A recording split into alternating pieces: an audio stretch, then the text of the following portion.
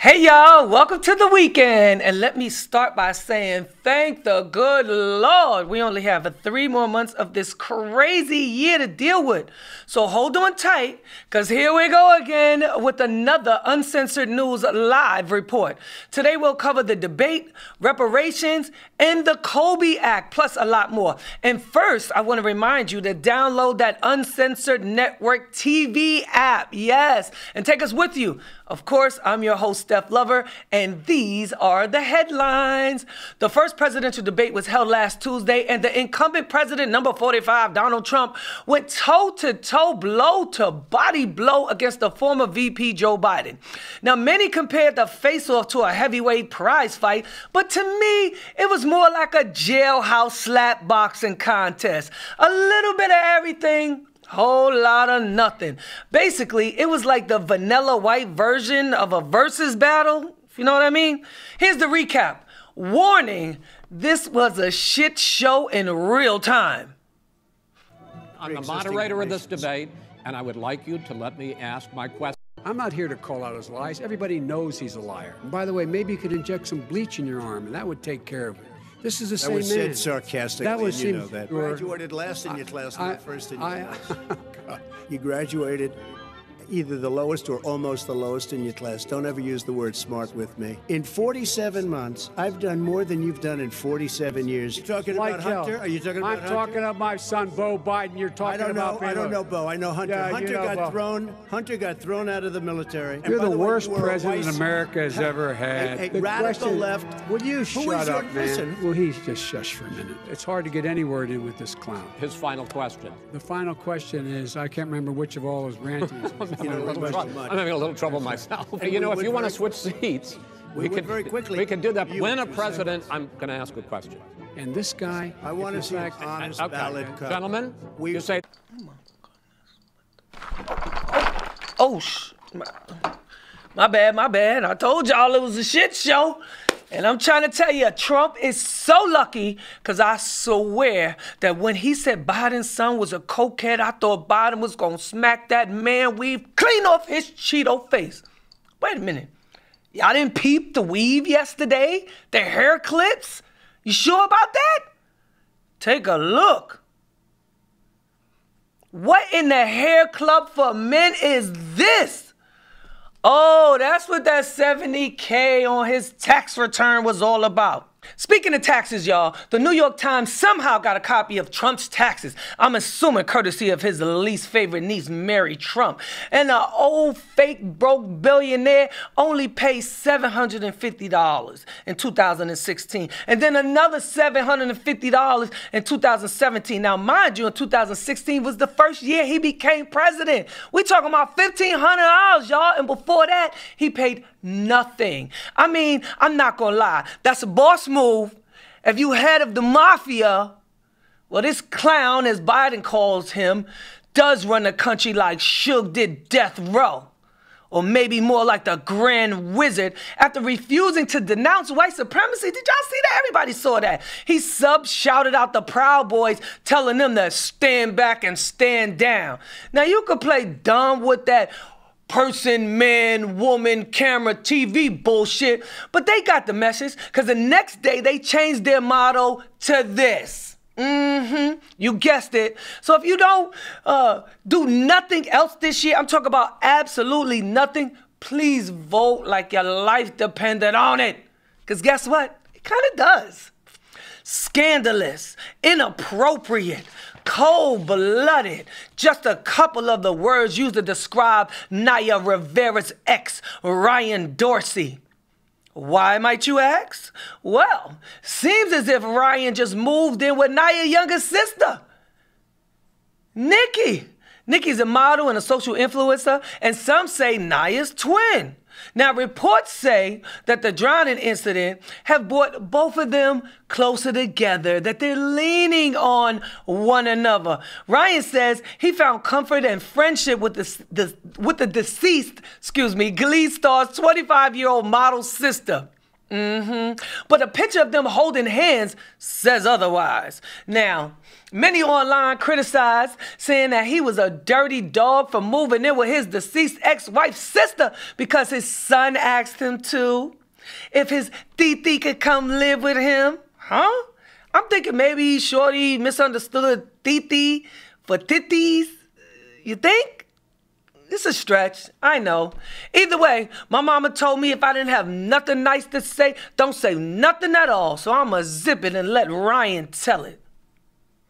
It's truly sad that this is the world we live in,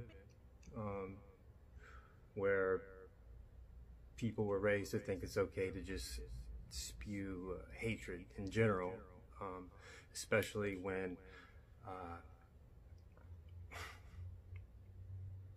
especially make statements about a family who are dealing with a tragedy that I hope is so unimaginable that you or anyone that is close to you ever has to go through.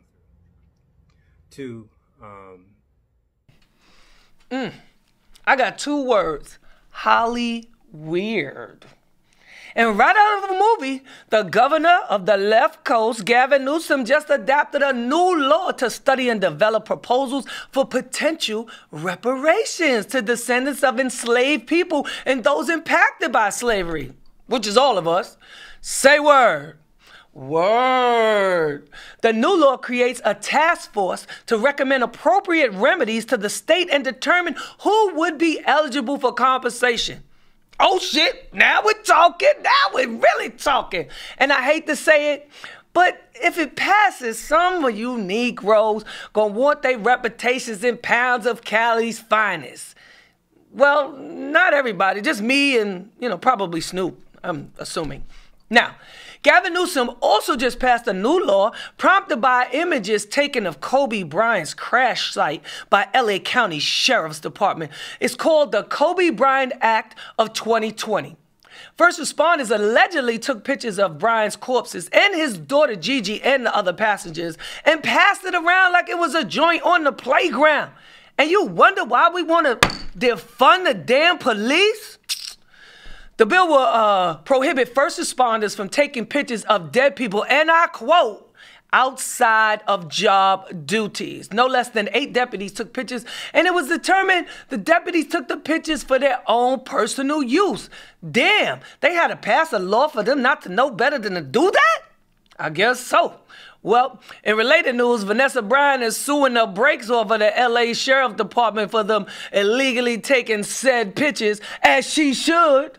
Okay, y'all, that story seems like the perfect segue to a little celebrity flex. Time to, you know what it is. LeBron James is doing his damn thing to keep Kobe's memory alive by bringing another chip back to LA. He didn't win the MVP this year, but he is appearing in his 10th NBA Finals, playing in over his 50th postseason game in his career, and he didn't even catch a charge after his son Bronny exposed himself Chief Keefing on Instagram. Well, he is in the NBA bubble, so they're going to have to postpone that ass whooping. But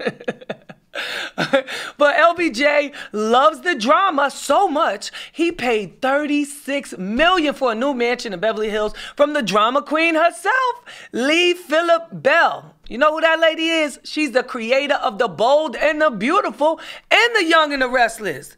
Sounds like the king needed a new place to stash his new ring. Sorry, D-Wave. Lake Show in 5. Look alive, look alive.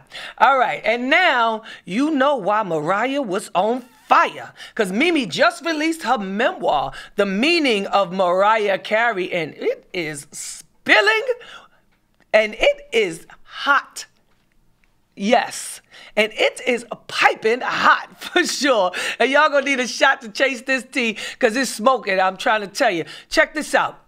She described what it was like to hit a home run out the park with ex-Yankee Captain Derek Jeter. She said she wrote the song The Roof after they shared their first intimate kiss, and that Derek was the second man she ever slept with. Yeah, okay, if she say so. She also says in the book she knew it wouldn't last because they were both huge stars. What I want to know is how huge. All right. From baseball to football, the Kansas City Super Bowl champs MVP quarterback Patrick Mahomes just announced his fiancée Brittany is pregnant. Oh, y'all know I love the baby news. And after he signed that $500 million contract, you heard me right, $500 million to play football? It was just a matter of time before she secured the bag. Conceived their first child. Now, seriously, I like Brittany. They've been together since high school, unlike Russell Wilson's first wife. Remember her? Rumor has it that he divorced her after finding out that she slept with one of his teammates. Golden Tate. Damn, sis, you should have pulled the play from Brittany, bitch. FYI, Sierra is on baby number 3, and Future is somewhere popping perks like Pez candies. But this is America. Don't catch them slipping now, because them COVID babies keep on coming. Donald Glover, a.k.a. Childish Gambino, is the latest to reveal he just had a secret baby son, his third. Ursha also had another one, in my DJ Khaled voice, with his new girlfriend, Jennifer. I guess with the new mouth to feed, that's the main reason Ursha will be headlining a residency at Caesars Palace starting summer 2021 in Las Vegas. And last but not least, Miss Nicki Minaj just gave birth in LA like about 10 minutes ago, actually. Damn. Seems like them quarantine babies is the new black. All right, y'all. Remember to subscribe to my YouTube channel, The Real Steph Lova, for more uncensored news and exclusive interviews. Speaking of which, we have a special guest, Byron Mouton, in the building a little later to talk about the NBA playoffs. But first, let's get into a little white people news. Hey! Kelly Clarkson is being sued by her management company, check this out, which also happens to be her father-in-law's company after splitting with her husband, Brandon Blackstock. The ex-couple have 4 children together. Variety reports Starstruck Management Group claims they are owed $1.4 million in unpaid commissions from The Voice and her new talk show, The Kelly Clarkson Show. Well, damn, that's going to be kind of awkward around the holidays, don't you think? Now, U.S. Harris, and I'm not talking about T.I.'s daughter, but the heir to the Seagram's gin liquor fortune, her name is Claire Brofman. She just got sentenced to 6 years and 9 months for her role in funding the NXIVM sex cult. I swear, y'all, I cannot make this shit up. Now, Brofman basically funded the group that secretly brainwashed slaves to have sex with the leader. She was also convicted of harboring migrants for unpaid labor and services. Oh, and a little credit card fraud. Damn, I ain't know millionaires be scamming. But then again, I'm not surprised. Now, I don't know if you watch The Masked Singer, but sometimes when I'm a little buzzed, that show is pure money. And this week, they had a first. A contestant gave himself up just because the costume was too damn hot. And by the looks of his face, he was melting. Check it out. I want to take this off right now. What's happening? The gremlin's telling me he wants to take this off. It's too damn hot. What? It's not that part of the show yet. No, you can't do that. Men in Black, I need some help. What is happening? I say let's go. We've lost control. It's the Gremlin Show. Do it. Oh my God! Mickey Rourke! Oh! The legendary actor, Oscar nominee, the one and only, my friend Mickey Rourke! I can't believe it. Oh my God! Mickey Rourke! Oh, that's our Oscar nominee. Yes! Jenny McCarthy Wahlberg guessed you. I don't know what's happening, ladies and gentlemen. This is a Masked Singer first. We didn't get to vote. The other people didn't get to come out. Wow. Mickey said, damn it, it's hot. I'm taking it off. I love it. No one has ever done this. Man, you're such a legend. What would make you do the Masked Singer and come have fun with us? I was in the neighborhood. Had my gremlin costume. I was like, I'm pulling up. I do like the show. I watched like 4 episodes, and they asked me, would you be interested? So I watched like from the very beginning and all that, All that, yeah. You know, the thing that that stood out to me in that video is Nick Cannon.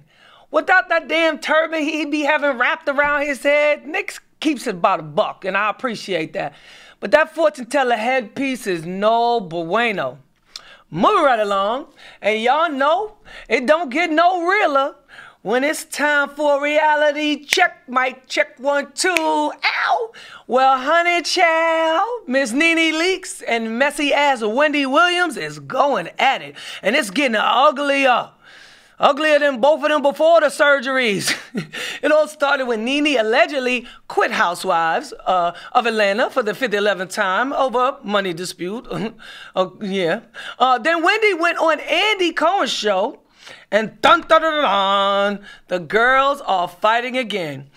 Wendy was on Andy's show, and she said Nene only quit because she likes the drama and the attention, and that her spinoff was going to be hella boring. Oh, no, she didn't. Well, Miss Leakes went on Twitter and read both of them to the filth, calling Wendy a cokehead and Andy racist. And then Wendy's friend, Medina, who is on Growing Up Hip Hop New York, chimed in, talk about Nene cheated on her husband Greg by letting French Montana touch her snatch. After which Miss Leakes clapped back by posting this.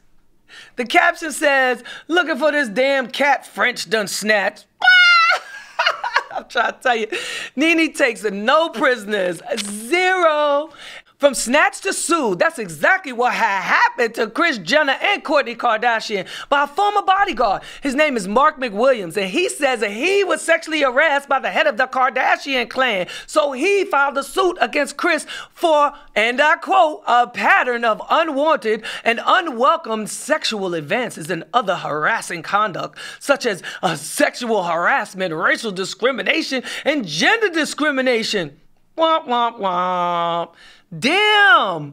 I wonder if this is why the Kardashians closed up shop. But wait, the plot thickens, because Mark McWilliams also happens to be a close friend of R. Kelly's and a founding member of Kel's original group, MGM. Wait a minute. Now this sounds like this could be an attempt to get funds to free Kelly. Stay tuned, because Kris Jenner is also in talks to be a cast member of The Real Housewives of Hollywood. Nah, I don't think that's gonna happen. You know, she got a black boyfriend and ain't no black man on The Housewives of Hollywood. And that's not by accident. All facts. Now, as promised, we are going to check in with a 6-footer with a mean lean. I'm talking about none other than Byron Mouton. Let's talk and see what he thinks about the NBA Finals. Okay, y'all, as promised, right here on Uncensored News, we got Byron Mouton.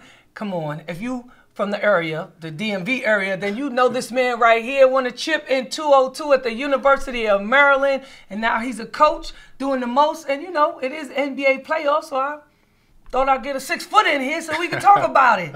So, are you with me when I say Lake Show in 5? Oh, yeah, Lake Show in 5, yes, absolutely. Might be Lake Show at 4. You know, oh, man, I hope not. After going through all of that, for them to get swept, that would be, like, ugly.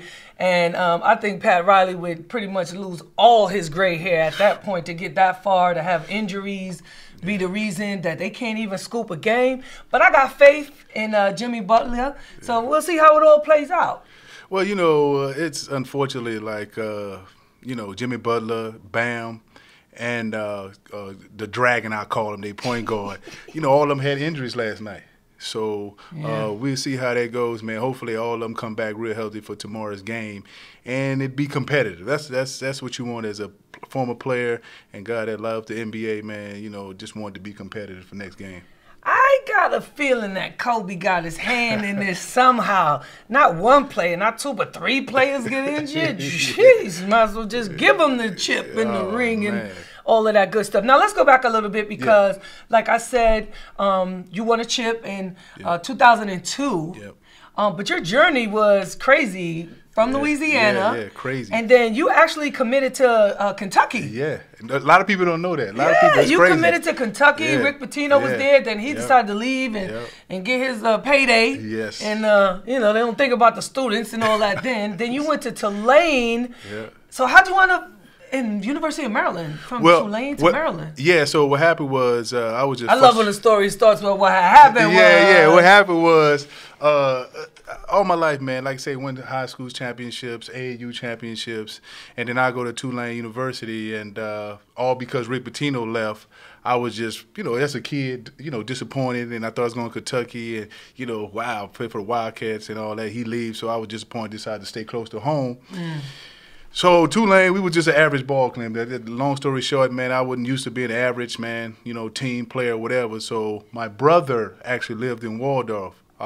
He moved out here for a job, and my sister actually lived in Alexandria, Virginia. So that what motivated me. Had their eye on the prize in the area. Yeah, because the second time around, I went and revisit Kentucky, Maryland, and UConn. That was my next 3 options when I decided to transfer.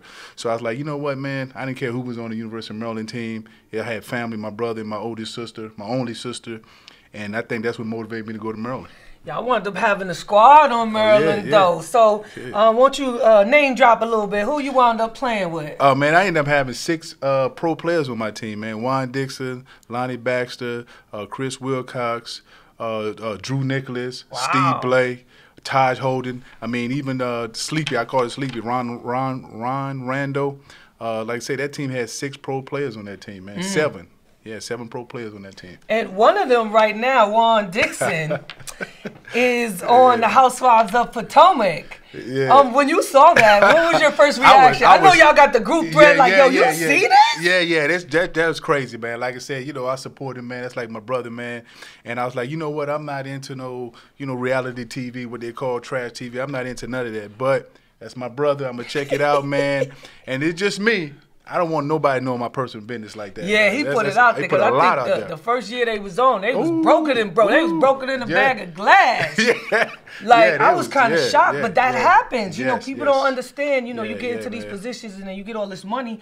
Nobody teaches you financial management. They teach you how to, hit a free throw, but they don't teach you financial management. And I think that was courageous of him to let that all play out. Have you spoken to him since he's been on Housewives? Are you guys in contact? Oh, yeah, we talk all the time. I know y'all clown all the time. But what's crazy, though? Like, say I have an AAU program, and I run events. So one of my huge events is at the University of Maryland, Martin Luther King weekend. So he also coaches his son. So he have a little team called Blueprint. My program is called 6-Man Sports. And like I said, we collaborate all the time. We actually do a couple of events before the COVID happened at his campus. He coaches at Coppin State. So around Mother's Day weekend, we collaborate and we do an event at his campus to raise money for his program. I like that. Yep. Let's talk about how a lot of these college kids, they're not going for it anymore. Like, they want some coins. They want some chips. Did you guys ever discuss that back then? Like, did y'all ever look at the numbers like, wait a minute, this just ain't adding up. Like, this the coach getting $5 million and I'm getting a meal ticket? It's crazy. Was there ever a conversation before it came to the national audience about players getting paid in college? Oh yeah, it was crazy because back in the day, I don't know if you remember Ed O'Bannon. Ed O'Bannon, UCLA. So when he was I'm like, this dude trying to take on the NCAA for it was only likeness. right. Yeah, but I didn't know at that time. It was like, this dude crazy. He definitely lit the match. That's what I'm saying. He was definitely crazy. I'm like, no, this dude crazy. He's trying to take on it and say he's never going to win that, man. And he ends up winning, man. And then it just changed the whole, the map of just trying to make sure as a player you get paid for your likeness. And I really commend the Ed O'Bannon brothers for doing that, taking that step, man, because we all look back, they always talk about, well, you get a full ride, but nah, man. But everybody doesn't go pro. You get a full ride and you could be unemployed, but yet the university done made $100 million off your back, off your jersey, and all of that. I remember Chris Webber in some documentary, he was saying he was looking through a window and he seen his jersey from Michigan and it was $89. He couldn't even afford his own jersey. Wow, that's crazy. So he was like, something ain't right here. It's definitely not right, man, because it's a lot of money involved, and the NCAA got all these rules. And what I think that was over the top, I don't know if you know this guy named Napier, played for UConn, then won a championship that year. He's in the league, about 4 or 5 years. And it was an NCAA rule for the university to feed him because he ain't had no money. So that right there, I think that right there just put the icing on the cake, man. This guy couldn't even get nothing from the university. They couldn't feed him? They could not feed him. They could not feed him because they wanted him to play. Exactly. And not have a job. Yes. So he was on the podium. I never forget this, the Final Four, and he was like, man, I had no money to eat. I spun him up in per diem. I couldn't give nothing. And if the coaching staff or anybody from the staff would give him some money to go out something, that'd be a violation, and he could forfeit the Final Four. And that was so crazy. And the next year, they changed the rules and all that. Now they have, opportunity for these kids to have these buffet That's slash. That's so crazy to me. Wow. Yeah, and it's crazy. Let me ask you this, because I read in your bio that after all of that success, you wound up playing overseas. Yes. Did you not get an opportunity to try out in the NBA? Yeah, I did. I actually played for Boston Celtics for about 4 or 5 months coming out of college. And, people's like, what's going on, man? Why, blah, blah, blah. We're trying to chase that NBA dream. Listen, man. In Europe, they paying over $200,000, $300,000 my first year. Plus, I won national championship, so I got the upper hand on a lot of people. So that money is guaranteed. Right. So in the NBA, it's tough, man. Like I say, I was at the Boston Celtics with Paul Pierce. I never forget Paul Pierce, Antoine Walker, Vin Baker. Oh, you ain't getting no playing time anyway. And playing time, I didn't make the team, so my agent came to me, look, man, it's cutting time. You know what I'm saying? It's that point where it's cutting time. You can stay here, try and make, or them people over here give you over $200,000, guaranteed money. What you gonna do? So I say, man, I'm out of here. How old were you when you went overseas? This was 2003. Yeah. So you're like, what, 23, 24? Yeah, 23 years old. Yep. A little scary to go to a whole different country, language barrier. Yeah, it's crazy because my first year, that's the same time, man. It was just so crazy because that's the first year when Katrina hit. And I'm from down there. So I was nervous. Like right now, I could probably play anywhere in the world and I wouldn't be nervous about anything because of social media and everything's changed with the apps and everything. But, man, I was spending $3,000-4,000 a month just calling home.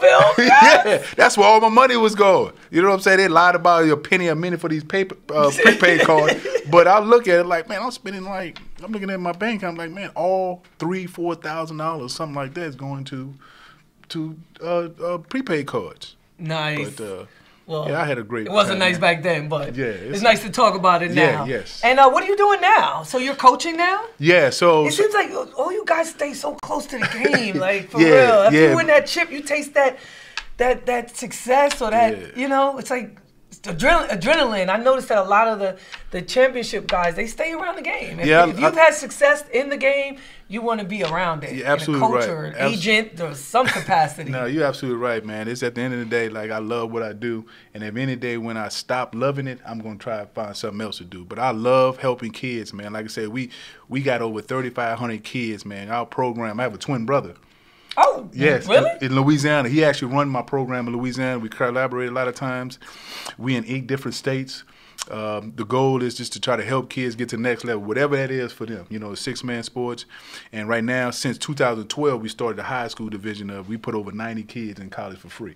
Wow. So that's the goal, man. Just helping kids, man, and just watch them grow. Like I said, we might not touch all of them, but if we can just touch one, like every graduate plays, and help them and they understand what's going on and help them get to the next level, that's all we done our job. Because at the end of the day, you can't touch everybody and get them to the next level, but if we can get one, it only takes one. Exactly. Yeah, only takes one. And tell them your social media again if they want. Yeah, it's at Byron Mouton. That's my personal, but like I say, our program is The Real 6-Man Sports. We do a lot of stuff, man. I mean, we just trying to, like I say, we even started a program 2 years ago. We started with kindergarten. So we got programs for kindergartens too. You want to play sports, we gonna look out for it. Now, real quick before we wrap up, you said you had a twin. So how much switcherooing did you do with your twin? So look. I used to date a twin, and I got a feeling I was dating both of them at some point. I don't know what the point was, but. So it was cool, but after we won that championship, so my brother moved it. We moved to Arkansas. He was enjoying being you. Oh, man, so he moved to Arkansas for his job. RJ Reynolds, a package company he used to work for. And I think they changed the name or something, but he still worked for the company. But he said, man, let me tell you something, bro. I moved to Arkansas. They love me out there. And I say, I'm just letting you know, I ain't never did nothing illegal and never broke the law. But I had a lot of fun. Yeah, I use you, courtesy of you in Arkansas. Yeah, wow. Yeah. Well, thanks so much for taking the time, no Byron. Definitely appreciate the love. And good luck with the program. I know you got challenges with COVID and whatnot with the kids. Yeah, absolutely. But much props to you. Anybody that got patience with more than 2 children, I got nothing but love for you. Because I can't do it, I swear. Thanks again. And once again, we'll be back with more uncensored news right here. Byron Mouton, y'all. All right, y'all. Appreciate the love once again. Much love going out to Byron Mouton for stopping in, dropping some gems on us. And as always, download that app, Uncensored Network TV. Follow your girl, The Real Steph Lova on YouTube. IG is Steph Lova 100. All right? Damn, this is the second show I ain't got my drink together.